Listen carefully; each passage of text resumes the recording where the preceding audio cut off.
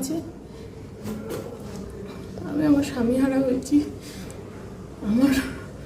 আমি 9টা জায়গায় স্ট্রাইক করেছেন, জাস্টিস চেয়েছিলাম গভর্নমেন্টের কাছে। ইন্ডিয়া গভর্নমেন্ট উনি অ্যাকশন নিয়েছেন, তার জন্য আমি এই যে হাত জোর করে বলছি। কিন্তু একটাই প্রেয়ার, ভবিষ্যতে যাতে কারো সিঁদুর না যায়, এই জঙ্গি, এই টেররিস্ট, এদের প্রতি যাতে প্রচণ্ড স্ট্রিক্ট হয়। কারোর যদি এরকম মর্মান্তিক মৃত্যু, কারোর ওয়াইফকে চোখের সামনে দেখতে না হয়, কারোর বাচ্চাকে দেখতে না হয়। কিন্তু গভর্নমেন্ট অফ ইন্ডিয়া আমাদের প্রার্থনা শুনেছেন, ওনারা অ্যাকশন নিয়েছেন, ওনারা আমাদের পাশে আছেন। আজকে নিশ্চয়ই খবরটা পেয়েছেন সকালবেলাতেই যে ভারতের তরফ থেকে যে পাকিস্তানের জঙ্গি হামলা যে হয়েছে, একদম জঙ্গির জায়গাকে একদম টার্গেট করে হামলা হয়েছে। এটা তো হওয়া উচিতই ছিল, কারণ যেভাবে মানে চোখের সামনে আমার হাজব্যান্ডকে নৃশংসভাবে গুলি করে টেরোরিস্টে অ্যাটাক করেছে, এটা তো প্রয়োজনই ছিল। শুধু আমি পাকিস্তানের মানে যাতে পুরো পাকিস্তানকে অ্যাটাক করা হয়, শুধু এই পিওকে না, কমপ্লিটলি অ্যাটাক করা হয়, সেটাই চাইছি, যাতে আর এই ধরনের কাজ যেন ওরা না করতে পারে। যে যখন আপনি one of the I witness, আপনি চোখের সামনে ওই নৃশংস যে ঘটনা ঘটেছে তার সাক্ষী আপনি, ভারত সরকারের এই স্টেপ, হ্যাঁ, স্বাগত জানাই। ভারত সরকার যে স্টেপটা নিচ্ছে তাতে স্বাগত জানাই, কারণ এটা দরকার ছিল।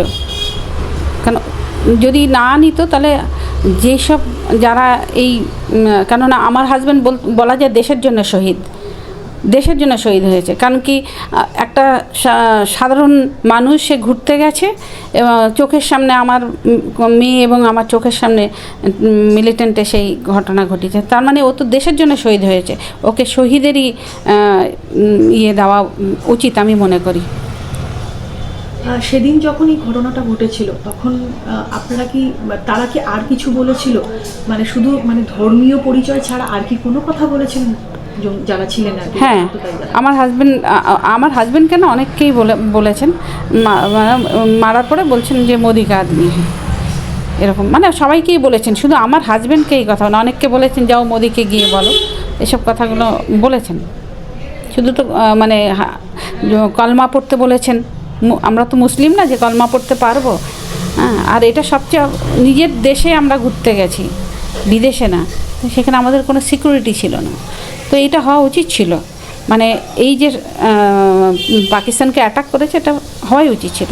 আপনাকে শেষ প্রশ্ন করবো, আপনি তো গোটা কাশ্মীরই ঘুরেছেন এবং সেখানে আপনার ফেরার কথা ছিল। কাশ্মীরে আপনারা কীরকম নিরাপত্তা ব্যবস্থা দেখেছিলেন গোটা কাশ্মীর জুড়ে, এবং আপনারা যে ভ্যালিতে গেছিলেন সেখানে কি দেখেছিলেন?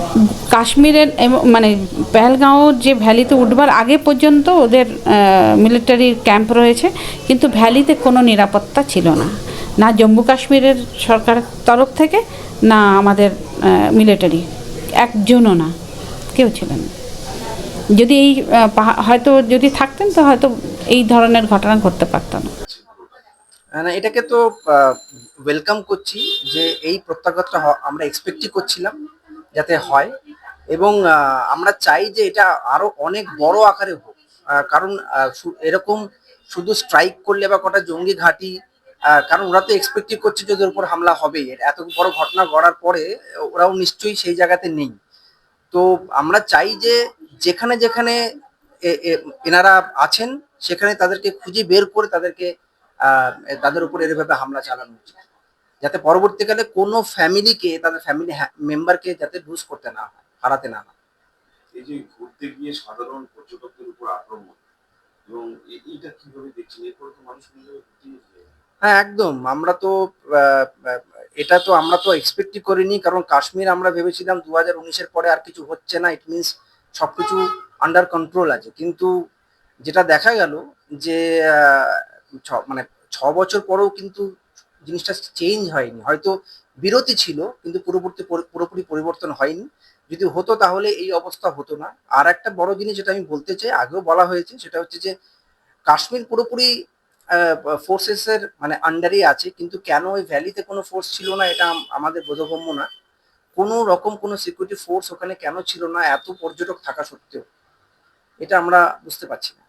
এই মানে টেরোরিস্টদের বিরুদ্ধে ভারতের পাশে ইসরায়েল, রাশিয়া, এমনকি ইউএসএ দাঁড়িয়েছে, এই বিষয়টা কি মনে দেখছেন?